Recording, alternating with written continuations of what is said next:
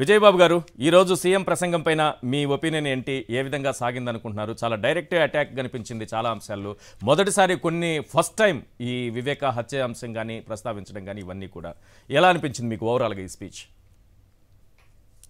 ఇందాక మన ప్రసాద్ గారు చెప్పినట్టు ఏంటంటే, ఈరోజు చాలా మంది అక్కడ వేరే ఛానల్స్ లో కూడా చూశాను.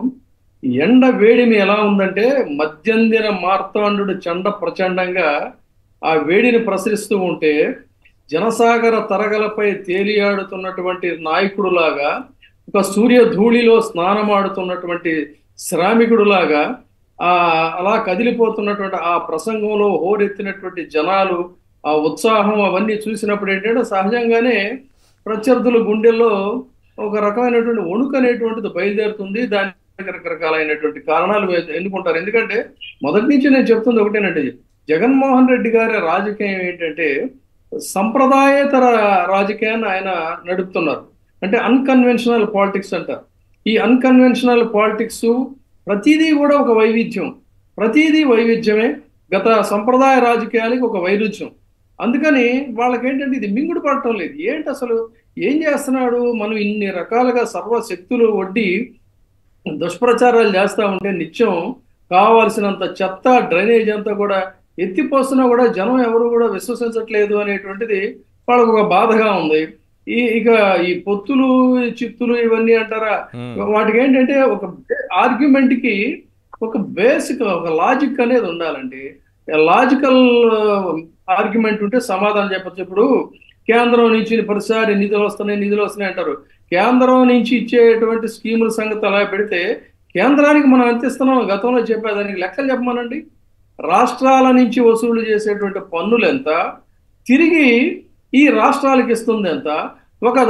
ఈ ఆంధ్రప్రదేశ్ రాష్ట్రాల మీద సౌతి తల్లి ప్రేమ చూపిస్తూ ఇక్కడ నుంచి మాత్రం పెద్ద మొత్తంలో పన్నులు వసూలు చేస్తూ తమకు కావాల్సినటువంటి రాష్ట్రాలకి అక్కడ ఏ రకమైనటువంటి ఆదాయం రాబడి లేకపోయినా తమకు కావాలి అనుకున్నటువంటి రాష్ట్రాలకి ఇక్కడ ఉన్నటువంటి ధనాన్ని దోచిపెడుతుంది. ఇవన్నీ కూడా తెలియదు అనుకుంటే సామాన్య ప్రజలకు తెలియకపోవచ్చు, కానీ ఈ బుకాయింపులు హోంకరింపులు ఇవన్నీ ఎలా పనికొస్తాయండి? ఎంత అండి ఇక్కడి నుంచి ఆంధ్రప్రదేశ్ నుంచి వెళ్ళేటువంటి రాబడి కేంద్రానికి ఎంత తిరిగి ఇస్తుంది?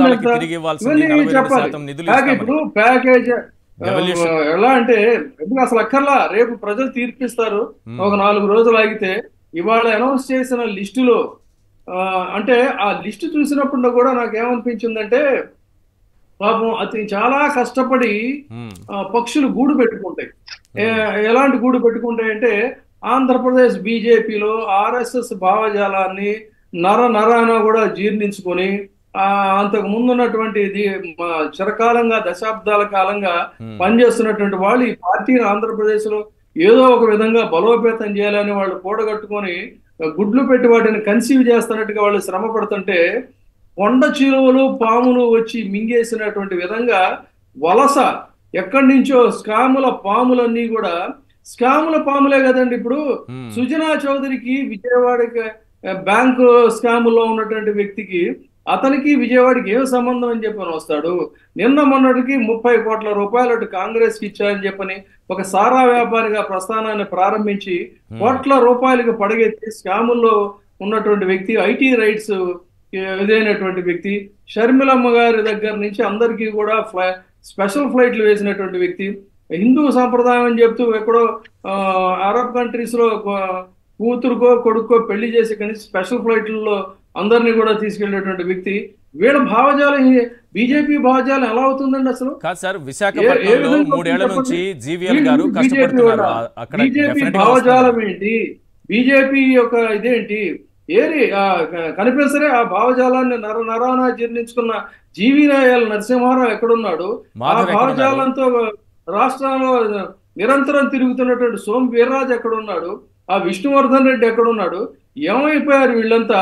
ఎక్కడి నుంచో తండ్రి ఇది చంద్రబాబు నాయుడు గారు వాళ్ళ యొక్క తండ్రి గారి కుర్చీని కూలదయటంలో తనదైనటువంటి చేయి వేసి అక్కడి నుంచి కాంగ్రెస్ పార్టీకి వెళ్ళి కాంగ్రెస్ పార్టీలో మంత్రి పదవి వెలగబెట్టి ఆ మంత్రి పదవి ఉంటూ మాట్లాడితే సోనియా గాంధీ దగ్గరికి వెళ్ళటం, మేము ఏదో మాట్లాడేస్తున్నాం అని చెప్పని ఆంధ్ర ఉద్యమం ఉధృతంగా ఉన్న రోజుల్లో ఆంధ్రుల్ని మోసం చేసి లొంగిపోయి అశాస్త్రీయంగా విడగొట్టడానికి తమదైనటువంటి ఒక చేయి వేసి రైట్. మళ్ళీ ఇవాళ బీజేపీలో ఒక ఛద్మవేషధారిలాగా వచ్చి చంద్రబాబు నాయుడు గారి యొక్క పీఠం కోసం అని చెప్పని మొత్తం రాష్ట్ర బీజేపీని అంతా కూడా ముక్కలు చేసి అసలైనటువంటి వాళ్ళ యొక్క మనోభావాలను తీవ్రంగా గాయపరిచి ఇవాళ వీళ్ళు బీజేపీని ఒక ఛద్మవేషధారులు బీజేపీ వేషం వేసుకుని వాళ్ళు వస్తూ ఉంటే